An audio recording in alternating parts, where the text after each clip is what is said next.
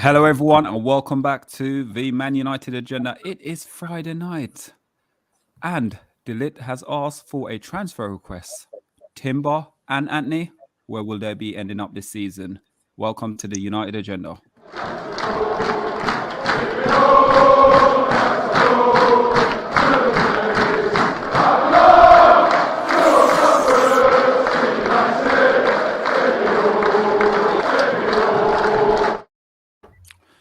And we are back, gentlemen. It is Friday night, and it's not a Friday night takeaway. It's not a Friday night, whereas Mr. KFC, it's a Friday night with the Man United agenda. And as always, guys, we are joined by Mr. B, OMONDI, and Cookie in the corner. No one keep Cookie in the corner. So, guys, how are we all feeling today? Tired and hot. But like feeling hot. Don't stop. It's the end of the week for those guys who still don't work weekends. There's only rare breed of people that don't work weekends and work Monday to Friday. Friday's a good day. We've worked hard all week. Yep, put it there. We worked hard all week, and we always look forward to Friday nights for two reasons. It's the end of the week. We can enjoy the weekend, and we got the Friday night takeaway as well to come. So set your watch for 10 o'clock tonight, 10 p.m. Mr. B will be back in the hot seat after 3 weeks of slavery. 3 weeks. 3 weeks when I was carrying the show. So Mr. B's back tonight at 10 p.m. and I'll be tuning into that as well. But really looking forward to tonight's show for a number of reasons, mainly because we're talking about players that I want. All three players that we're talking about tonight, I actually want. So I'm excited. But will we get all three players? That's the question. $1 million. No, but guys, listen, it is Friday. Technically, 9 times out of 10, I don't really work on a Friday. So it gives me a bit more of a chilled out day. I get to talk to you guys a bit more on a Friday, more than usual. But listen, it's Friday, and as you said there, Monday, we've got the takeaway show as well. And Mr. B, I know you're on your size size 3, but on Monday, Monday's got like size 15 boats in it, so you got to fill them boats in it. That's all right. No pressure. No pressure. Under pressure. Oh, seriously, it is that day today, and it is Friday. I'm back at work tomorrow, guys. I know, Mr. B, you're going to be sitting down chilling. I think on Monday, you'll be doing the same as well? I'm chilling, man. Yeah, no weekends for me. Oh, you lot, seriously, do you want to join me just for a couple of, hours? Seriously, I need some help. Not a chance. What, do security, chase people? Thank you. Yeah, yeah? Security. Also, guys, we are waiting on someone to join us. We have got guests on tonight, so they will join us in about 5 or 6 minutes or so. So stay tuned in. But if you yet have not subscribed to the Money Agenda, we are on the road to 2K subscriber. So please just hit that like, share, and subscribe button. And also, remember, you can become a member, and becoming a member, it's the two piece of chicken and chips deal we give you, which is $2.99. That gets you on the channel as well on Friday night with Mr. B. And as Matthew Bassett will say tonight, he's on the channel as well with you with the $2.99 meal deal. So yeah, guys, let's kickstart the show. Ligt, 22 years old, isn't happy with Juventus. Oh, sorry. You know what? On Monday, you read the brief, and then I'll go into the rest of it. So we get the brief up, if we can find the brief. I think the brief has disappeared. No, it hasn't. So it's here. There we go. Okay. So it's all about Mateus legit. Sorry, I say legit. Legit. That's how I call him. Legit. Chelsea, Man United target legit. Too legit to quit. Come to Man United, please. He says sees Juventus contract meetings collapse. The defender's lawyer Pinata reports to the Italian paper met with Juve directors yesterday to consider the Licht's deal. Juve are keen to extend the contract from 2024, so currently runs out 2024. They want to extend it to 2026, while his lawyer is requesting that there's a buyout clause as well, reduced from 120 million to 80 million. which would make it more reasonable for him to be sold, you know. However, both parties were unhappy with the demands and the meeting broke up with little progress made. Waiting on the sidelines are Chelsea and Man United, which both have the spending power to meet the defender's buyout option and ferry him away from Juve, powerless to prevent him from doing so. So, yeah, the talks broke down and it's looking likely that maybe he could leave. Mm-hmm. So, guys, yeah, obviously we said De Ligt is unhappy with Juventus' offer of the new deal. The representative, from what I'm reading, at the moment, he's the highest paid player at Juventus. He's on 7 million euros, and also with an additional 3 million euros. So that takes him to 10 million euros for the highest paid player. Again, and for me, is this another one of those stories where players and agents or lawyers are trying to get Man United to go out and actually sort of put a little bit of interest in that player? And the minute the player gets sort of what he wants, all of a sudden, he didn't want to go Man United anyway. Mr. B. I don't want to be negative. I don't want to be negative about this deal. The buyout clause is something that I don't think the club are going to meet anyway. If you're going to be spending that kind of money, I believe it's going to be on a first choice. And then who is he going to remove? And we know who we would like him to remove, but let's be serious. No, all jokes aside, under a new manager, under a new system, maybe we will see a few things different about our ex-captain's performances, hopefully ex-captain OMONDI performances for next season. But for that kind of money, he has to be a starter, and he won't be a guaranteed starter. So I'm not sure it's a goer in the first place. The price tag as well. Whether I read it was 103 million, his buyout clause was, which I don't know if that meant euro pounds, and that works out to be whatever it is in euros, the 120 million that they want it to be dropped down. I just think that is priced out of us, to be honest. OMONDI, come on, give me some confidence here. I liked Ligt. I liked him. He first came to my attention when they were doing well in Champions League, got to semi-final against Spurs. He scored a couple of goals in that competition. Obviously, from that, he got sold to Juve, which is a great signing for them. They spent $67 million on him at the time. It was a lot of money for a centre-back up until Harry Maguire was bought, you know. But very good player. Really like him as a player. Top quality. I think there's a lot of parallels here with what we see going on at Barcelona with one of their highest earners in Frankie de Jong as well. Maybe these European clubs don't have the financial power anymore to match the British clubs, so they want to just release or tease us with their flirt with their high paid players, you know. And the same with the Ligt, same with Frankie de Jong. There's opportunity for us to get them. Obviously, they're both from Ajax. They're both known to Ten Hag, played under him, so they should be available. And I think we do spend big, and I think they are worth it as well. I wouldn't, you know, I love the idea that we would have Frankie de Jong and De Ligt and Donny van de Beek in our side. 3 good players who could, if we're talking about changing the system, there are 3 players there who would automatically come in and would help us with the style of play. So I like the idea of that deal. It's up to him what goes on. I don't know. It's not a lot of money, really. I don't know. He's on 190 grand a week. Is that what at Juve? But then they got Pogba. Apparently Juve are going to get Pogba in, who's probably going to be on more than that, because how much was he on at Man United, you know? So it's really interesting. We're just waiting for that domino effect, aren't we? One big transfer to kick in, and then the whole of the transfer system will start moving properly, because it's not fully in motion as yet. What do you think, Jay? Welcome, Jay. Yeah, welcome. I only caught the back end of that. OMONDI talking a lot of sense there, as always. Oh no, come on, Jay. You don't normally talk a lot of sense. You know what, right? I don't know if I should say this on the podcast. I'm allowed to anyway. Sack it. We'll see. You can tell me off if I get in trouble. My lady friend was making a hoodie for your channel, and she was showing me the size of the hoodie, and it was like a bed sheet. And I was like, it's going to fit OMONDI. She was like, this is the hoodie I got. And I went, she went, I'm not sure it's from. I thought, I went, OMONDI. She went, yeah, that's it. Is it going to cost me triple the price? It blocked out the sun. She was stood in front of the window. It was like, I thought she's fitting some curtains. And she's like, no, I'm making a Monday a hoodie. I was like, right.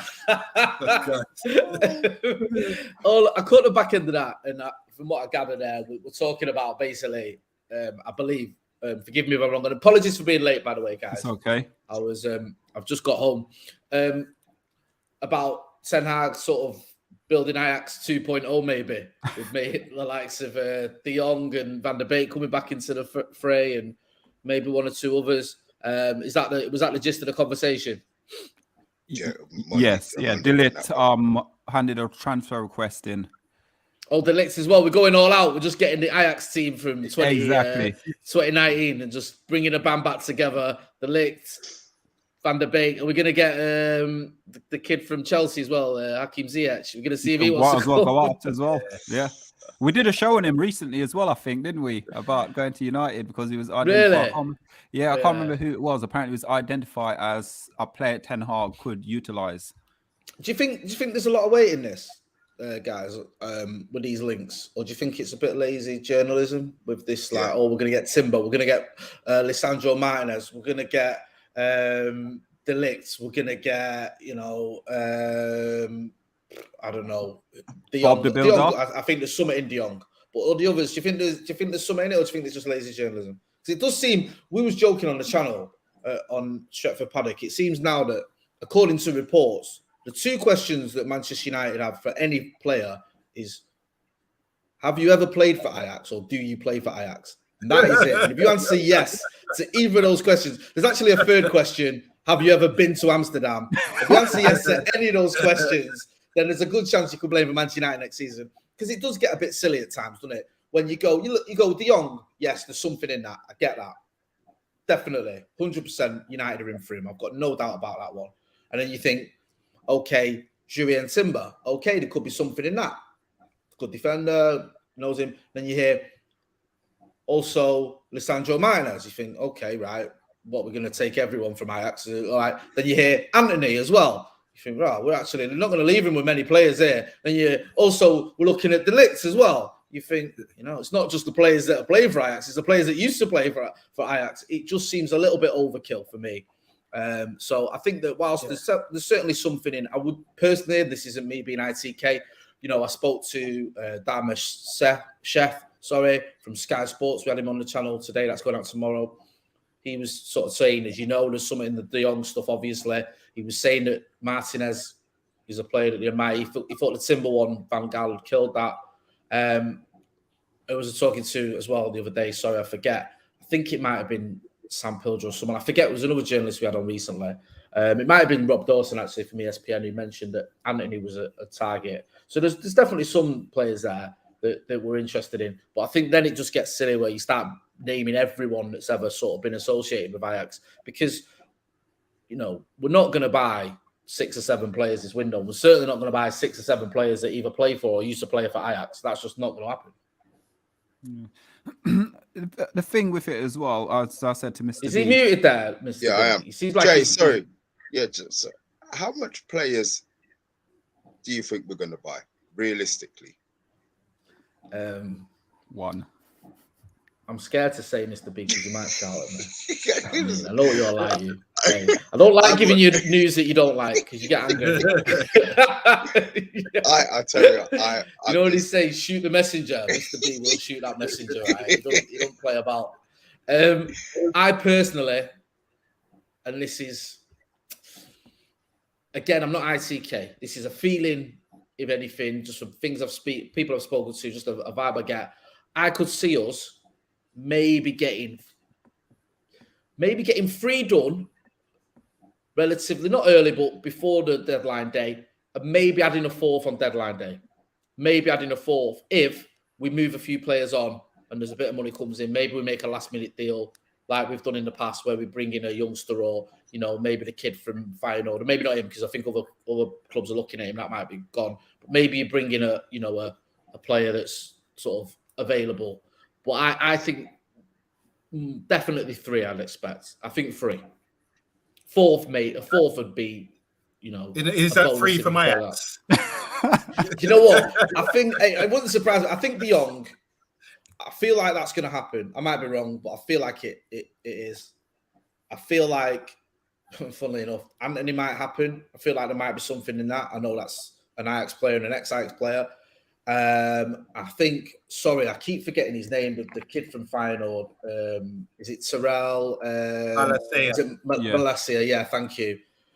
That might be something. I don't know, though, because there's reports that Lyon are in for him as well and one or two other clubs. Christian Eriksen could be one. I think he's got a decision to make, whether he's going to go back to Brentford or stay at Brentford or come to Manchester United. So, yeah, those are the main ones. I think, for me, if I had to do it as a sort of tier, I think De Jong, almost definitely, I think will happen. Antony is a strong possibility. Eriksen is 50-50. And then a fourth player, I could just maybe see someone like Malacia or someone on a last-minute deal as a sort of, yes, we've got a bit of money left over, or we've managed to bring in some money. We can afford to pay whatever for a young player. I can say right now, I think if we get 2 players over the line, it'd be a miracle. Really? You think one? I think, yeah, one. I don't think the club is strong at doing negotiation more than one at a time. So I think this whole De Jong thing will take so much time, so much energy just to go over the line. You know what? We might even, the second player will be a reserve goalkeeper. That will be the second, either the first one in or... Do you know what? You make a good point. I'm sorry, Mr. B, when you asked me the question, I didn't even think about reserve goalkeepers. You know, that we could sign 4 or 5 players and one of them could be a reserve goalkeeper. That's a fair point. Because it's like, you know, you go back to 2018 when we finished second to City by 19 points. And we went out in the summer and we bought Diogo Dalot, Fred, and Lee Grant. You know what I mean? Like, were we going to make up 19 points on Manchester City by buying them 3 players? No, and we didn't. So, you know, yes, we probably will get a reserve goalkeeper, but that's neither in or there to me, to be honest with you. Yeah. So, going more onto it as well with obviously Ligt as well. He's made 117 appearances altogether, all run. I think it's, hold on 1 second. Let me just make sure my stats is correct. So he's made 117 appearances for Juventus, scoring 8 goals for them. Last season, I think Juventus kept about 11 clean sheet. They finished, I think, something like 9 points off Lazio in the top 4 position as well. So he's a good pedigree of a defender. I think any club would have De Ligt within it. But for me, I'm going to open here and say I don't think he's a transfer that we actually physically looking at. I think this is all to do with negotiating a new contract at Manchester with them to get more money at Manchester United or to get more money for what they're looking for at the moment. I don't know if anyone agree with that. Yes or no? You feel like it's got a touch of the Sergio Ramoses about it? Yes, it's a continuously, because again, remember, originally when he went to Juventus, we were linked with him. It didn't happen. And that's again to get a better price for him. Then a couple of years ago, again, there was something about a swap deal as well for him. So it's almost like it's the same. Let me jump in here, man. This guy is a sought-after player. We're a big club. We always link with players like that. When he was leaving Ajax, yeah, no doubt, most big clubs would have said, yeah, we're interested in him. And I'm sure everyone would be. I don't think he's had the best career in Italy at Juve. I don't think he's been like a first-team player consistently. He had the breakthrough Cellini and Benair, what's his name? The other guy as well. Yeah, Bonucci, sorry. Older guys as well. But maybe he's learned something.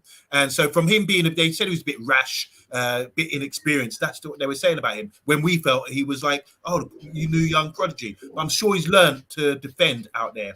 A bit like, all these other players that go out. Look at Smalling. He's become a good player in Roma, even though he was always a good player. But he's learned about the art of defence. That's what you get in Italy, isn't it? And playing with those two, you're only going to become a better player. So I think at the moment, at his age, he's worth the money and he's worth investing in, because he will come over here and he'll be strolling, I believe, because he'll be so experienced. So I think if we are linked with him, I don't think there's any... Look at the things. There's a breakdown of talks about the contract, and suddenly, I don't know about whether it's true or not, but suddenly apparently he's asked for a transfer request. So those are two things to say, suggest that maybe there is something there. You know, if this story dies out next couple of days, then so be it. But I don't mind talking about him because I think he's that good.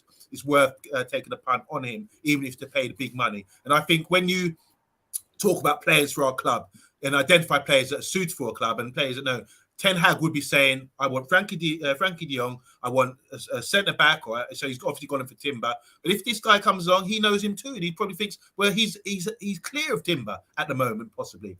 Then go in for him too. This is the thing. It's not like you're at Ajax anymore, where you've got like 19 grand, you're paying someone 19 grand or 25 grand as a big wage. You're at Man United now. So Eric Ten Hag's got different options. He can sort of say, right, I can actually dig in for that and get the best that I can get, and maybe his expectations will increase by getting in bigger players. You know, it's not all I was saying about coaching and developing players. Yeah, he can do that, but also now at Man United, he's got the option too, where he can spend big and get and say, right, I really like this player, and I wouldn't look at him at Ajax usually, but I'm at Man United now. I could draw him in. So I see there's a story here, and I would love to get him in. I think there as well, Omondi. He's a great player, but let me ask you a question now. We get Timber in, or we get De Jong, De Ligt in. Where's Harry Maguire going to play? I've said my piece. You know what I feel about him. Don't push my buttons. He will play. What midfield? Can I just say very quickly on that? Look, it's a new change of style, change of everything. We're going to have more possession of the ball. That breeds more confidence when we're not people raiding at us time after time after time. When we keep giving the ball away, Harry Maguire will improve under this setup, and he's going to be a reformed, revived player. Trust me, I see it happening, and people will be coming back and saying, "I'm sorry for ever doubting you, Omondi, about Harry Maguire. You're going to prove it all wrong." Trust me. Under a new system, we're going to see that it's all about the style that ruined some of these players. Some of these players will be revived based on this new system, possession-based, new style of football, and it breed confidence in a lot of players. I can see a lot of players turning it around. Jay? Yeah, I get where Amondi's coming from. I think that definitely, you know, if it's difficult because at the end of last season, it was almost like you can't really look too much into it. Everyone was terrible. No one was really, you know, putting in the energy, the effort that you'd expect from Manchester United. They weren't performing for Ralph Rangnick. I know they should have been. Anyone who puts on a Manchester United shirt should be giving everything they've got, but they weren't. I don't even know what sort of system we were playing towards the end.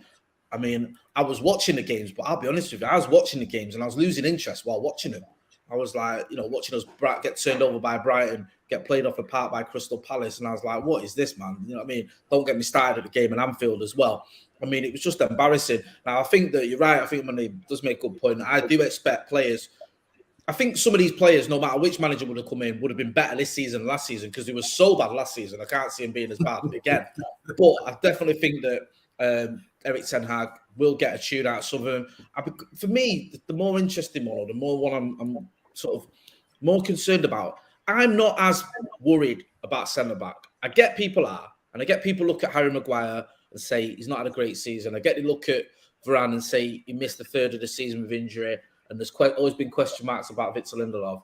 But I think that Ten Hag could get a tune out of them. I think that, you know, I know it's a big if Raphael Varane stays fit, he can do a job. He's won 4 Champions League for a reason. If I know it's again a big if, Harry Maguire can get back to the form we saw not just at Leicester, but in his first 2 seasons at Manchester United when we finished 3rd and 2nd, then that won't be an issue. My problem is the fullbacks. I think for Eric Ten Hag's system to work, he needs good fullbacks who can get forward and defend. And we ain't got that. We haven't. People will go, well, Gilberto, Carlos, and Luke Shaw and all this thing. Luke Shaw's just had a horrible season. Luke Shaw's had, for me, and you might disagree, I'd say in a total about 12 months out of 7 years where he's been very, very good. Genuinely. I think there's been so many times when he hasn't been good enough. And I think he's had purple patches and then he's had times when he hasn't been good enough. Now, can Eric Ten Hag get a tune out of Luke Shaw? I hope so, but I don't think it's definite. Can he get a tune out of Diogo Dalot or Aaron Wan-Bissaka or whoever is playing on the right-hand side? I'm not sure. It's difficult. And that's what worries me a little bit. It's not the centre-backs. I feel more confident. I'm still not 100% confident that we'll be okay at centre-back, but I'm more confident in my centre-backs at Manchester United than I am at the full-backs because I think the full-backs, especially the way Ten Hag wants to play, We need to see an improvement, man, because last season you had Alex Telles, you had Diogo Dalot, you had Luke Shaw, and you had Aaron Wan-Bissaka. And in all honesty, hand on your heart, how many of them had a good season? I don't think any of them did. None of them. Genuinely, I don't. I think they had little spells. I thought Alex Telles had like 3 or 4 games where he looked decent. Then he fell off. I thought Diogo Dalot had like 6 or 7 games that looked all right. Then he fell off. Luke Shaw started the season terribly after the Euros. He just did. I thought the game against Liverpool at Old Trafford was one of the worst performances by a left back I've ever seen at Old Trafford. Genuinely, I thought Aaron Wan-Bissaka, who's a player that I actually thought when he arrived from Crystal Palace was very good, just looked average at best, and it worries me because I think that there's only so much Erik ten Hag can do. You know, some of these players might not be good enough, and that's what we'll have to wait and find out because I don't see us buying 2 fullbacks in the summer. I think that'll probably be, we might get like 1 now and probably 1 in January, but you are right what you're saying regarding fullback. I still think there's a player in Wan-Bissaka. I still believe he's got the potential to sort of, I know Mr. B's putting his head down, but if we're talking about players that can improve, why can't he improve under the new system? He just need the right guidance, the right coach, and I'm sure he can sort of be a better player. I know obviously he gets by the byline and then literally don't know whether or not to put a cross in, but is that instruction he's been given by the coach, or is it he just need to improve that part of his game? Improve that part of his game. He's a failed winger. Remember that. There's a reason why they moved him back, because the stuff he was supposed to be doing forwards, he can't do.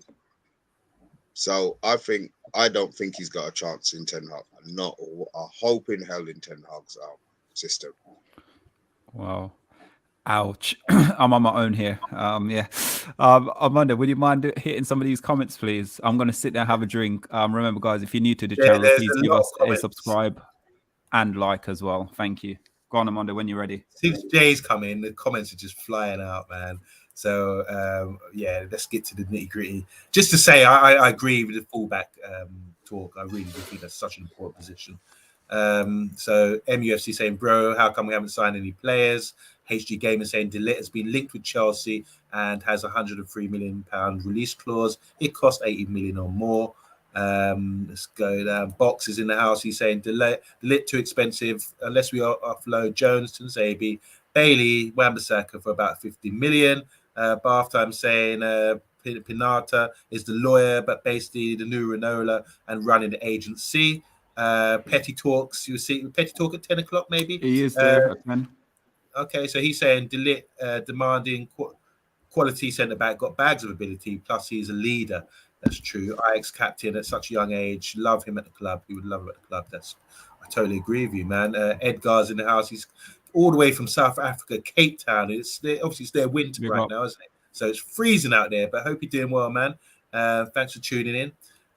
So we're saying here that's only about 160k a week, which is Ligt would be on. That's according to Bath Times calculations. Petty Talks is saying more chance for me running a marathon, talking about signings, I imagine. Jay would know about running a marathon or a half marathon.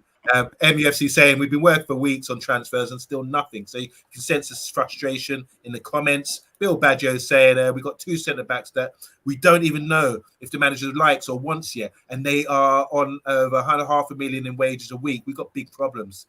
Eddie, Football Waffle, how you doing, man? He says, sounds more like media hype with Ligt, but would like to get him over Maguire for sure. I'm sure, I know you'd say that. Matthew saying, Ten Hag is there to deal with what he's got on Monday is right, but it won't work. It needs a refresh. Ranrick was forced out for telling the truth. We need about 10 players, he reckons. Just want to say hi to Barry. Hello, Barry. Welcome. Hi, Barry. Hi, welcome to the channel, man. Nice to see you. Niall as well. He's excited to see this panel at the moment, including that guy Jay from Stepford channel. Said Stepford, but we know what it means. Football United TV says Jay has it down to a T. He's laughing. We are linked with everyone, and it's all for media profits. We make money from it, and laughs journalists. Paddy's saying we have to be cautious about reunion of an Ajax side coming together. I feel it's ridiculous, he says. There's a few last couple I'm just going to go through quickly. You've got Emma Kay as well. Emma always drops some gems. She's saying here we have to have someone signed by now or about to. we don't know about, because this is getting ridiculous with all these rumors. So she's upset as well. I want to say hi to Menace. How you doing? Says we hope don't sign Martinez to play centre back. Wouldn't mind him as a CDM. Although he's 5'9", centre backs in EPL, don't think so. But they're getting shorter by the day, aren't they? Centre backs. I don't know how important that is anymore. MUFC says Frankie de Jong move will be a disaster. He's not interested in playing for United. He's already said Barcelona, the big club in the world. We look for so desperate, and Barcelona know it. And I'm going to pick one randomly, last one. There's so many guys. Sorry if I missed you out, but I'm going to go. Yeah, there was a lot of talk here about Dalot, because Jay was talking about fullbacks, and a lot of people were saying about Dalot. They reckon he's going to improve. They're from Box, and Emma Kay saying Dalot is going to be good, and I'm sure Barthan said something positive about Dalot as well. So yeah, that's your lot. Thank you. Guys, if you're 26 in the chat, if you're new to the channel, please hit that subscribe button. If you're not new, you know what to do. Just give us a like, to be honest with you. And don't forget as well, guys, to become a member. Get the 2-piece of chicken and chips out deal for $2.99. Lick your fingers afterwards, don't worry about it. So, guys, we are going to move on to the next topic now. Thank you very much, Vincent. There's 27 in the 27 likes already. So come on, guys, keep hitting it. 28 in the chat. And the next one we're going to be talking about is Antony and Timber. Will they come to Old Trafford? Now, this is probably, I think Jay mentioned it earlier, with Antony, he's probably the most realistic one out of all the transfers at the moment that's going on. There was a quote from a reporter a few weeks ago saying he did actually state that he would like to go and play for Manchester United for Ten Hag. Now, but recently, I think today, it came out to say that the new manager of Ajax basically want him to stay to help him at Ajax. So, Jay, with this as well, with the Timber and Antony, they're probably two of the first people we've linked with since Ten Hag been at the club. But at the same time, there's no movement whatsoever. Again, is this, like you said, is this a media hype, or do you actually genuinely think these guys will turn up? I think the Timber one looks like it might be dead in the water. But there was talk one that Louis van Gaal advised him not to make the move. He said if he doesn't play regular football, he's got no chance of going to the World Cup. Don't forget the World Cup's in November. So, it's not like if he came, he'd have a season or whatever to get himself back into the team. So that, to me, feels like it's not happening. Antony, there does seem to be a little bit of, fire to that smoke with the amount of people that are reporting it and reporting that he wants to come to Old Trafford and that United are interested in him, and that, obviously he's a player that Ten Hag knows well. He's integral to that Ajax side last season, had that success. One thing I like about Antony is he's left-footed, isn't he? He plays on the right, cuts in on his left, which, is something we're lacking a little bit of. I don't know what's happening with Mason Greenwood. I certainly wouldn't be surprised if he didn't play for Manchester United again. Marcus Rashford doesn't look the same player on the right-hand side. Anthony Elanga even, I don't think, prefers the right-hand side. I think even Jadon Sancho looked better on the left for Manchester United. We need someone on that on that right-hand side who, suits it. And Antony does. And another thing I like about Antony as well is Ajax were very, very sort of defensively solid last season. I think they conceded, is it something like 18 goals or something? Is that right? In their league last season. So, they didn't concede a lot of goals at all. And if you look at it, that's not just from 19 goals, I think it is. And that's from, you see watch Ajax play. That's not just from the defenders defending. That's from everyone getting involved. That's from players like Antony tracking back when he's got it and doing his defensive duties. And we haven't always seen that at Old Trafford. We haven't always seen that at United. The attacking players doing that. We had a bit of an issue with it last season, if you remember, where we had our fullbacks being sort of exposed. I remember there was the Chelsea game, I think, where Reece James was giving Alex Telles a nightmare down our left-hand side, Chelsea's right-hand side. And you had Ronnie shouting to Rashford, you got to go and help him out, man. You got this kid's all over him. He's struggling. And we saw a little bit of that a few times. And I think that if you can get someone like Antony, who Ten Hag knows, who can play an assistant Ten Hag likes, and can do the attack side of the game and the defense side of it as well, then that makes sense to me. The only slight question mark I have around it is I've not seen a lot of him, so I'm not going to come on here and pretend I have. you know, a lot of what I've looked at is based on his numbers and his attacking numbers. And I know they don't tell you the full story, so forgive me the people that have been watching him, week out. But I'm not going to pretend to be an expert on something I'm not. The only thing I would say about his numbers is they're okay. They're solid for an attacking player. They're not spectacular. This isn't a kid who's banging in goals and assists every week. I think his rate, it was about either a goal or an assist every other game. I think it was 8 goals and 4 assists, or am I getting that the wrong way around? In Dutch League last season. So that's all right. You know, it's decent, but it's not wow. You know what I mean? So I'd have to see a bit more of him to pass judgment, but you have to trust the manager. The manager wants him. Okay, let's, you know, you have to trust the manager, especially as he's just got here before we start questioning him. But that's the only slight thing I say with Antony, though. Those numbers are all right. Does that mean he'll be able to cut it in the Premier League? I'm not so sure. OMONDI? Firstly, Jay, I want to ask a question. What's ICK mean? I've heard you say that. In the know. ITK, yeah. In the know. Mr. B is in the know. Yeah. If you want to in the know, just say things like, just tweet things like, don't shoot the messenger, right? That's how you start your tweet. Yeah. But I'm hearing that, name a player, could be interested in coming to United, dependent on money. Say something like that, right? Because that's meaningless, right? You can say like anyone, right? Or you can go a bit further and you can go, keep this one to yourself. This is sort of nonsense I tweet for jokes. But I've just seen Jurien Timber in Asda near me house. we got Paddy. He says he saw Dwight York in the gym the other day as well, something like that. Jay, would you mind if I use that? Because I think it's quite cool. Please do. I'll quote you on the channel. Well, I'll do a breaking news on the paddock saying, you know, the Ligt confirmed. Monday's just seen him in Morrison's, but he was disguised as a car park attendant. Brilliant.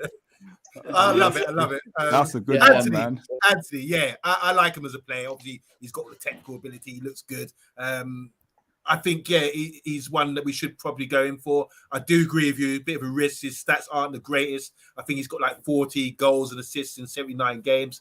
Top of my head, I've memorized that because I have been looking at him. I've been doing a little bit of homework.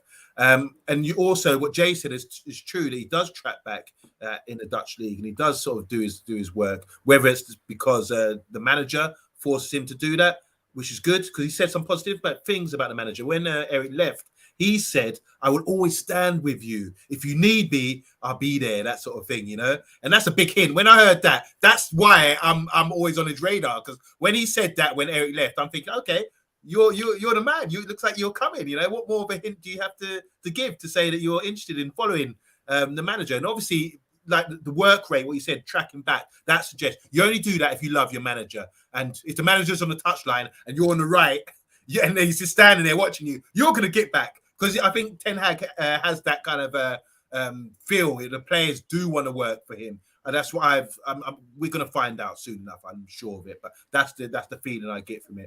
He might be one of those managers that you really want to run through brick walls for. And Brazilians working back, tracking back is sort of like a myth, but we're seeing it happen there.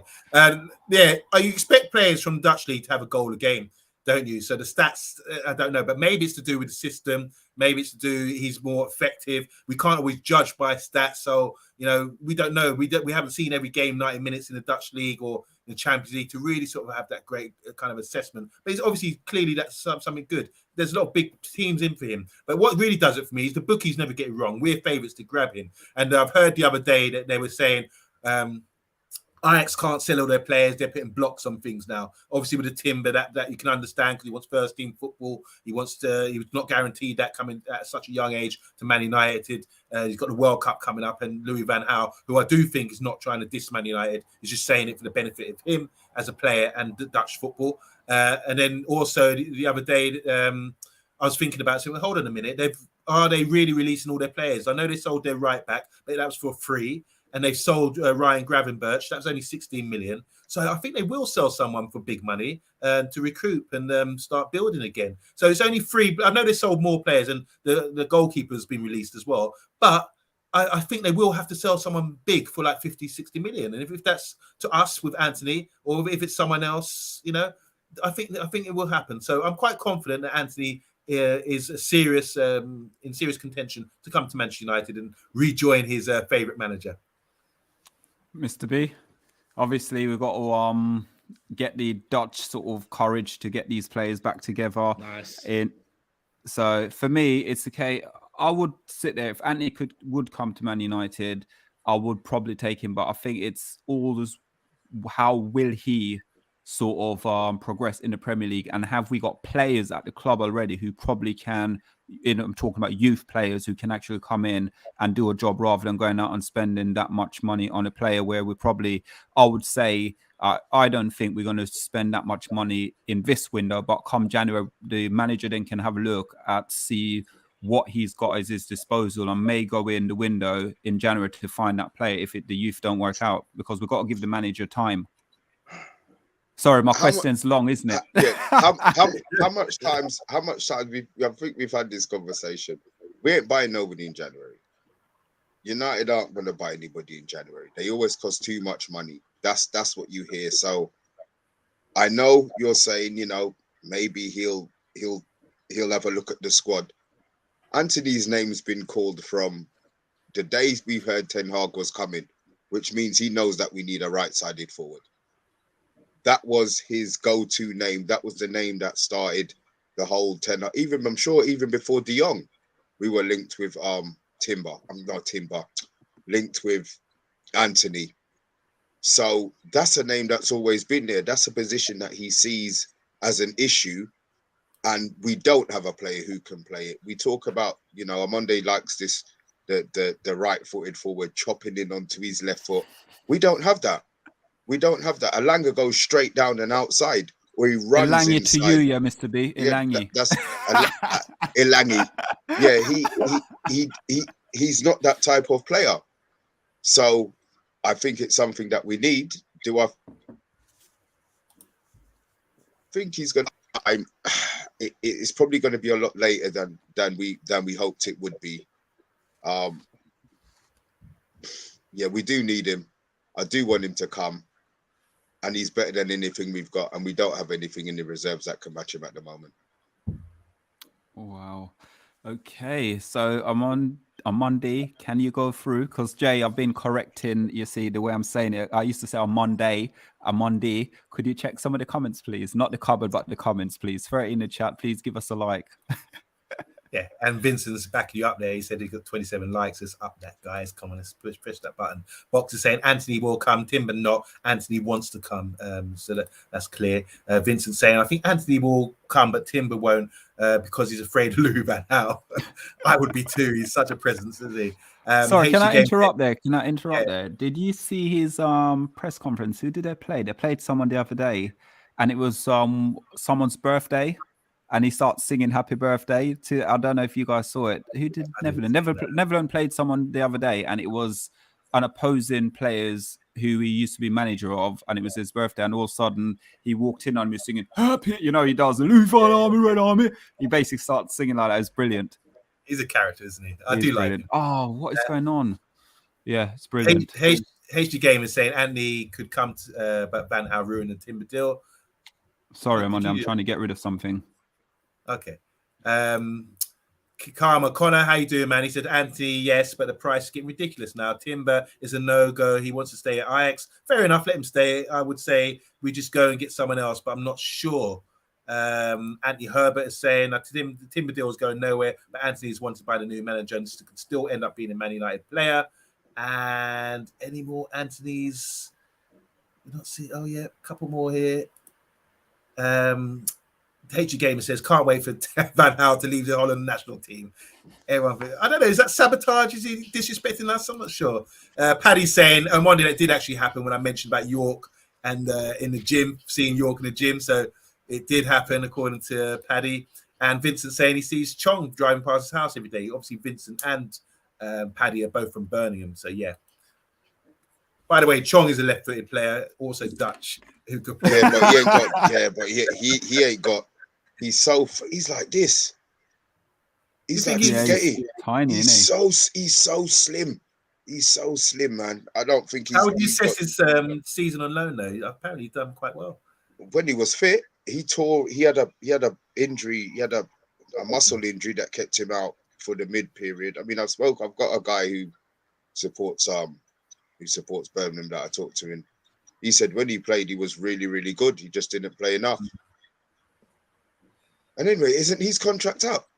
Isn't his contract up at the end of this? I think it's next season. Yeah, his contract's up. Okay. It's funny, isn't it? You see these players; they look really good in youth academy and under 23s. But it's all that gap, the step up. And seeing him, I was really happy seeing him play in the championship last season because I thought, yeah, now's the time to really sort of develop. But you just don't know. But when you see players like Garner stepping up, that's great. You know, you like to see that. But I don't know with Chong. Like you say, I'm not sure if he's ever going to be a first-team player for Man United. We just don't know. Right, guys, 35 in the chat. And now we're going to move on to the next subject, which will be a touchy one for a lot of us. So let's get it up on here now. I don't know what's going on. I'm trying to block things, but it's not happening. Just for you, OMONDI. Okay, you know me, I'm not a finance man or a businessman, but I'm going to try my best. Get the chiching out. Get the chichings out. The money. So Man United reportedly set to pay a whopping 11 million in dividends to the shareholders on Friday. That's today, the 24th of June. The majority of the said dividends are expected to go to the club owners who are the Glazer family. Manchester United endured a torrid campaign in 2021-22 season. The Red Devils faced early eliminations from the Champions League, FA Cup and League Cup and failed to secure a top 4th finish. I don't know what relevance that has to do with the dividends, but let's hear it, man, because I've been waiting for this as well. Let's hear it. So who should we go to first? Should we go to dividends, taking the dividends out of the club? I'm going to kickstart it. And for me, I'm going to say for the season Man United had this season, probably worst points tally in Premier League history. Seems like the players weren't up for it, didn't have the belly to fight for the club or for the badge or for the fans.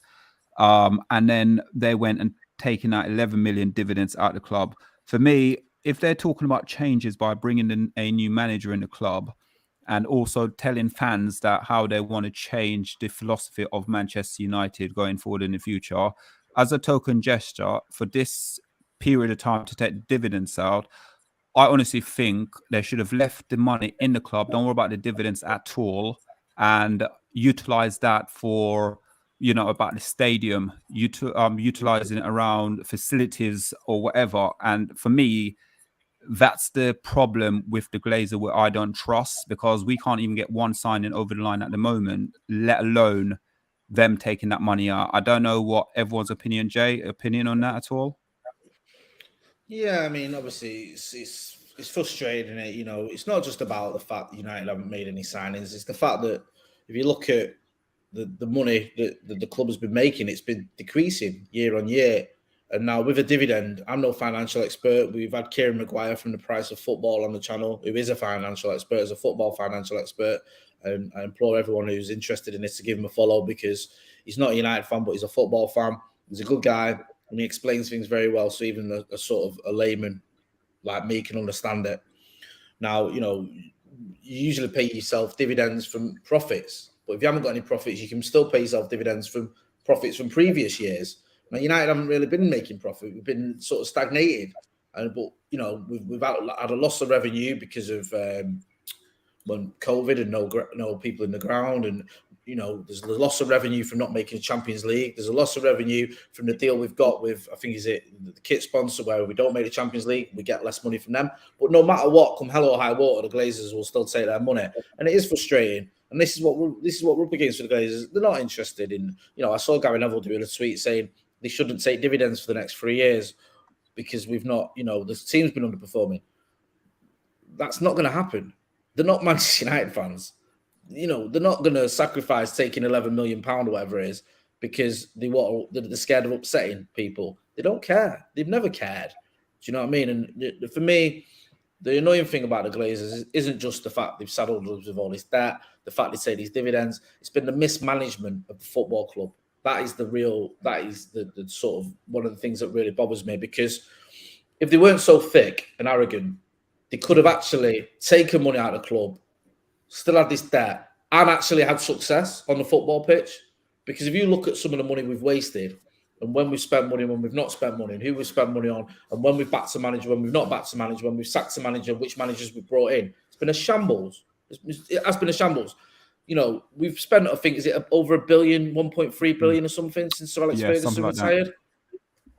How many league titles have we won during that time? How many Champions Leagues have we won? How many Champions League semi-finals have we been in? None. It's, you know, it's ludicrous, because you've had bankers and non-footballing people making footballing decisions. Now there's this talk that there's a new regime. Richard Arnold is talking about how, you know, he understands the mistakes of the past. We're going to have football people in there. John Mercer is meant to be a football person. We're going to have a better structure where we're not just having, you know, one of the Glazers, whether it's, I think it's Joel or whoever, and Ed Woodward making the final say on transfers. So someone's saying there the investment has been there. It's not investment. I'm not saying that. The money that's been spent is Manchester United's own money. It's, you know, the Glazers haven't invested a penny. I think we've all spent more money on Manchester United than the Glazers have ever spent. They've never spent any of their own money. But there has been this mismanagement. And now we're in a difficult position, because I think, you know, you just said it there, Solo. Manchester United, I think, the lowest points tally we've ever had in the Premier League. You've got Liverpool flying, who've just bought Darwin Núñez as well. You've got Manchester City flying, who've just bought Erling Haaland. You've got Tottenham, who've just finished fourth with Antonio Conte, who's now got a full pre-season. Who've just gone out and they bought Yves Bissouma. They bought even Perisic. I think they're linked with a kid from Middlesbrough, Spence. You've got Chelsea, who are linked with Ligt. You know, we're talking about him, they're linked with him. They won the Champions League, you know, just over a year ago. The manager coming into Manchester United now is playing catch-up on a scale that no other Manchester United manager has had to deal with in the Premier League. You know, we weren't this far behind when David Moyes was manager. We were the reigning Premier League champions. You know, when Louis van Gaal came in, a year before Louis van Gaal came in, we won the title. When Jose Mourinho came in, we won the FA Cup the day before he arrived. When Ole Gunnar Solskjaer came in, we'd won, you know, we'd finished second the season before he arrived.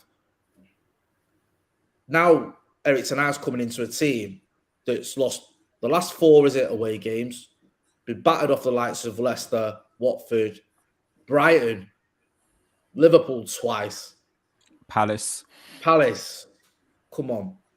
You've got a team that's lost Pogba, we've lost Mata, we've lost Matic, and so far we've replaced him. So it's so difficult for him. He's coming into this environment where we're far behind our rivals, other teams are improving, and we've got this transfer budget which is fairly limited, because we've wasted a lot of money, and because you've got these owners that just don't care. They just want to do the bare minimum. And I just feel for Erik ten Hag, I really do. And I'm not surprised the Glazers are going to take the dividends. I think they'll keep taking the dividends. I think they'll take a dividend if Manchester United got relegated. I do. I think it's frustrating, and I'm, you know, people could be right to be angry about it, but I'm not surprised about it. And my main issue is we can't continue doing what we've been doing over the last 7 or 8 or 9 years, whatever. So Alex Ferguson papered over all the cracks when the Glazers came in, because he's a genius. And since then, we've been found out a little bit, and we've had this mismanagement. And if it continues, it's just going to get worse, because the Glazers aren't going to stop taking money out. The debt isn't going anywhere. The debt's not moved. I think we're still about £500 million in debt, which is what we were when he took over. 590. Sorry, forgive me, 590. So, what's 90 million between friends? So, you know, it's going to continue. It is, unless someone comes in and buys the Glazers out. And I don't see that happening anytime soon. I spoke to Kieran Maguire, I mentioned him earlier from The Price of Football. We've had him on the channel a couple of times. And I said to him, you know, Jim Ratcliffe tried to buy Chelsea. Didn't happen. Could he buy United? He's a United fan. And he said he thinks that could happen. Now, that's the hope that someone like Jim Ratcliffe, who apparently wanted to buy Chelsea for the right reasons, not for profit making or to bleed the club dry in the way the Glazers are doing, but because, you know, he's the Britain's richest man. He wanted to leave a bit of a legacy and you know, invest in someone like Chelsea. But Manchester United, who is his boyhood club, maybe there could be something there. Yes, it's wishful thinking a little bit, but there's a slight possibility it can happen. At the moment, that is the only real light I could see at the end of the tunnel, because I don't see the Glazers changing their ways ever, to be honest with you. And I think we're stuck with him until someone like a Jim Ratcliffe comes in, or an oil-rich nation, which has its own issues, really, doesn't it? That's not something I'd really be behind. I know Monday this ain't your subject, but you want anything that you want to touch on at all? Because I know this isn't really your topic. Yeah, I'm not. Look, EPMD once said business never personal, and that always rings true with me. I don't know what goes on with politics, business, and all that kind of thing. I think it's all corrupt. What they do is what they do. The word dividends, it means a sum of money paid regularly to a company or its shareholders out of its profits or the reserves. So these things happen. I looked it up in 2021. Man United generated about £557 million. And so out of that, if we give dividends of 11 million twice a year, that's 22 million. I don't know. I don't see that's a lot of money. I'd rather focus, rather than being vexed. Oh, we haven't made any signing and they're taking money out, that kind of thing. It happened all the time. If we were winning championships, would they really complain about it? I mean, with the amount I don't know the percentage. I haven't done any maths like that. But I don't know how important that is. I'm really focused on what Ten Hag can do. That's the best signing we've made. We've got money. We're talking about spending 80 million on a player, and we've got talking about 200 million to spend, that kind of thing. It goes over my head when we talk about the Glazers and what they're doing. Maybe they don't care. I do agree. Have a look at them, and I think these guys look strange. I don't think they do care about much but money. And like I said, business never personal. I'll leave it as that, really. There's a guy in the comments called Nick Knack. And I can be Salamanca. He's talking a lot of sense. Do you remember Nick Knack from Golden Gun? And he's talking a lot of sense. And every comment he said, I really agree with. So big up to Nick Knack. There he is as well. So let's go, because I think Mr. B is going to leave it out. I think me and him spoke too much about the Glazers today, so he's not. I don't think he's got anything to say on top of that. Yeah, no. I without coming on here and effing and blinding up the place. I don't think it makes much sense. We had the conversation there. I think they're a bunch of thieves already. I don't think it's going to change. As I said, somebody put it in here. Even if we got relegated, they bought Man United to make money, regardless of whether it's reserve money or whatever money. They're always going to get paid. So right now, there's nothing we can do. We sit down here and we cuss and we moan, but at the end of the day, unless the club gets sold or somebody's put in here get relegated, I don't even think it would make any difference if we got relegated. The stadium would still be rammed and they'd still take their money. Yeah. That's true. Any final word there, Jay? No, I mean, listen, I get that people are angry. We've had protests. We saw what the protest did when we got the game against Liverpool postponed. I know, people talk about it was because of the Super League, but it ran a little bit deeper than that. We've had these protests for 17 years. You see FC United of Manchester, the Phoenix Club that started. You've seen, I think, the 1958 group hammering the sponsors, things like that Richard Adel mentioned, I think, in that impromptu chat he had in the pub with those people, saying that it was having an effect. I respect any Manchester United fan that calls out the Glazers, that wants to try and do something to bring about positive change. I certainly wouldn't be against it. And I also understand the flip side is that, a lot of us, we just want to watch football. We just want to enjoy football. Football's a hobby. It's meant to be a release. You know what I mean? Like, life's tough, man. You meant to go and watch football. It's a bit of enjoyment. So not everyone wants to pick up a picket placard and go marching and protesting. You know what I mean? I understand both sides of it, but I think as long as the Glazers are here, then people are going to be unhappy. And I understand, and I'm all about calling them out, doing whatever we can to try and let them know that they're not welcome at Manchester United Football Club, because they're not. Thank you.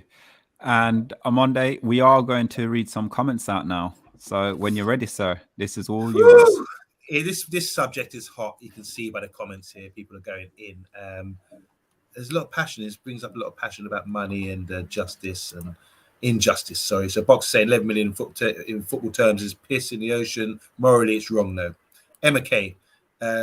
We go after the FA and whoever approved them as owners and the ones that allowed the huge loan. I think the Premier League. Do you know that's a good point now that Emma K makes, because they've brought in, didn't they, with Chelsea, an actual Glazer stipulation to stop that happening again, because they know it's so bad.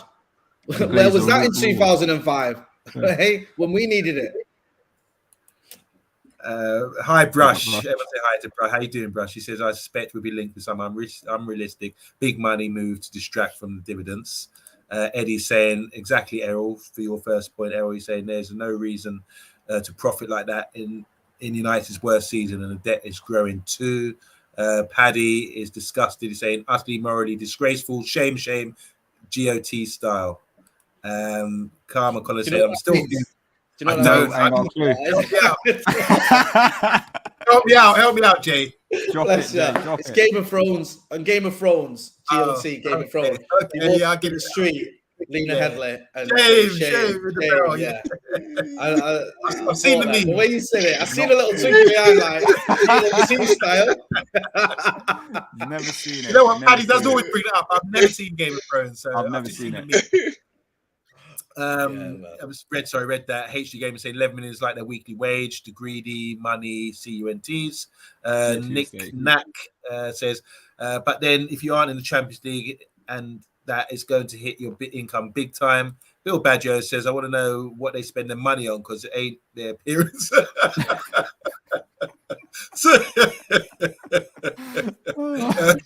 Jane says, protesting will start happening at every game next season. We've had enough of them now. Nick Knack saying the problem has been poor coaching as much as anything over the past few seasons. That's where I agree with him. I totally agree. Boxer saying Neville chats nonsense. He should be quiet or get a team to buy Manchester United. He can't do that. He's already an owner of Salford. He can't buy United. Can't do it. No, he can't do anything. Not that Eddie said, Rich Arnold saying we need investors, then 11 million. With when 11 million that could be invested in facilities trickles away. Nick Knack again is saying having a top coach is vital to success. I totally agree. Can I ask a question? Amanda, do you actually know Nick Knack? Because at the moment, he sounds a bit like you. Just call me Salamanca. He's my side man, yeah. I'm that tall. I make anyone look like Nick Knack. Andrew saying Glazers will drag us to mid-table and jump ship when our revenues fall below a certain amount. Talk MU is saying we had managers playing chess and the board playing Monopoly, and that's why it all went wrong. MUFC old school saying I'll take relegation or administration if we get rid of the Glazers. I didn't click any more, but there's loads of comments here about it. Pick one randomly, Zach. Emma saying I honestly don't know how they call themselves businessmen. I'll leave it at that, but you can see the feel of how people feel about it. Just Everyone's like feeling the pain. Guys, it's been absolutely great. Thanks to every single person in the chat tonight. It's been absolutely amazing. But before we go, guys, you know where the man of the moment is, and let's find out where. Have you noticed what? So when Mr. B came off the channel earlier, and it all messed up. I don't know if anyone actually noticed what I did. Normally, I'd move Mr. B back to the top or something like that, and move Jay across. But what I done was I kept the twins next to each other tonight. Twins. You are such a fucking dickhead. Twins. Look how young I look compared. Look how young I look compared to Jay. Whoa! Why were you so angry at me for my twin? It's cussing and everything. I was taken aback. You know what I mean? Last time I was on here, you were called my dad, and now we're twins. Either I've aged a lot in the last sort of 2 months, or you're looking a lot younger. I'm not going to say anything about how when you the level of venom when you were called my twin. Have you heard that though, Jay? Where he says I'm younger than him. Yeah, look. If I take off this, let me go closer. Oh, I do look a little bit younger than Jay, maybe. Just because you're 5'2" don't mean you're young. Just because you're ready for that growth. I love it. Brilliant. Absolute quality. Jay, where can we find? You know where you can find me? You can find me on here at least every other week. I love coming on this channel. You know where to find me on Paddock, but make sure you're hitting that subscribe button to this channel, man. It's going places, always a good laugh. I love it as well. Like, listen, I love talk, I love real, I love all the other guys who have on it, but I especially like it when it's us four as well, because it feels like, I think it was like the first times I came on here, and we always have a good laugh. And listen, I know it's been difficult at United, but whenever I watch this channel, it always brings a smile to my face. So yeah, make sure you are subscribing to the Man United Agenda Always like this. Good stuff. Thank you. Again, guys, really appreciate all the support. We are on the road to 2K subscriber. We're very close to the 2K subscriber. So just share it with your friends, family, and also remember you can become a member of the channel as well, because there will be another show straight after this at 10 p.m. and with Mr. B and TalkMU. You will have Matthew Bassett on tonight. You'll have, who else will you have? You'll have Petty Talks United, and you will have Thomas as well. And there's one more person I forgot. Talk. I've said Talk already. There's 5. They better. Yeah, not Talk's get part of the anybody furniture, so Talk's all right. Don't worry if I miss else. Yeah, him. there's 3. We got 3 extras. There's 5 of us on there tonight. But what you didn't say is these guys are members. So these guys are members. There you go. So they're gonna come on. They're gonna talk. Hopefully, a little bit of nonsense. It's Friday night, so look, it's not going to be serious. It should be light-hearted. But yeah, I'm looking forward to said I've been away for 3 weeks. I'm on there with these big head, these big foot, and these big heavy batty come mashing up my flow. So I've come to put everything back in order. Me and Talk, see you in 25 minutes, mate. Don't worry, we'll have the takeaway lockdown, bro. Not only do we know that you're 5'2", but I know you weigh about 7 stone. I've been carrying you for the last 2 weeks. Yeah. Lightweight. With his size 3 shoes.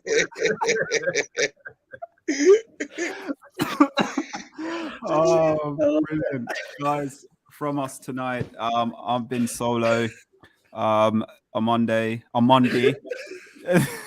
Alangi, and Jay, guys. Yeah.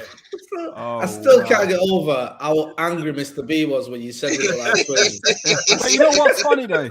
You know what's funny? What you said, Jay. Yeah, it's almost like the contradiction. Yeah, the contradiction. What he said. He just had a go at me, screaming at me, but then he said, "Oh, yeah, come over to join the takeaway because it's very chill and relaxing." Yeah, that's something. Look, I've got it out now. Listen, I can't do a shot. I have to get that aggression. Yeah, that aggression is now out. So now for the rest of the night, I'm gonna lean forward into the camera and everything. Lean forward, you know, you fucking dickhead. I was like, oh, brilliant, guys. Hey, I'll tell you what, if you want to get rid of the Glazers, send Mr. B down there. Oh, yeah, we need to. We need to send Mr. B there. Oh, wow. Guys, but from us, we will be back soon. So make sure you set your notification bell, hit that like, share, and subscribe button, and join us at 10 p.m. also for the takeaway. Should be a great show. I can't wait to go over there to troll Mr. B. Yeah, Be brilliant. All right, guys. Quickly, when are you flying out? Are you going to Australia for the tour? Yes, I fly actually from Heathrow on the 9th of July. So we're there for the game against the Scousers in Thailand, in Bangkok. Then we go over to Australia for the games over there as well. Nice. Then and I'll obviously chat to you guys. We'll do a show while I'm over there. I'll do we'll do one of these if you want while I'm over there. Hopefully we'll have a signing to look at in one of those games. You never know. And then back for the game against Atletico in Norway as well. Nice. Because my missus is letting me go on pre-season. I'm taking her to the Norway game. At least I could do. She's letting me go to Thailand and Australia. And she's letting me go. I'm not going to pretend that I wore the trousers and said I'm going. I was never going until she said I could. I know the feeling, Jay. I know the feeling. That if you need a 10, if you need a 10, just use my hoodie. It's up for you to get it through the door. There you go. And Jay, when you come down, if you are down extra, we all live right next to Heathrow anyway. We're all right next to Heathrow. Oh, what now? I booked a hotel and everything, man. Oh, you could have stayed with with Omondi, and you could have slept in one of his I like the way you were about to say Mr. Bean and you changed it, didn't you? I changed it because you know what it is. You know what it is. Because Jay, you fit in Omondi's sleeping bag, but you wouldn't fit in Mr. B's. Hey, none of this for Mr. B, man. Leave him alone. Stop picking on Mr. B, Omondi. It's bad. It's terrible. Exactly. Yeah, out of order. Oh, guys. Thanks, guys, for watching, sharing, and subscribing. Good night. Night.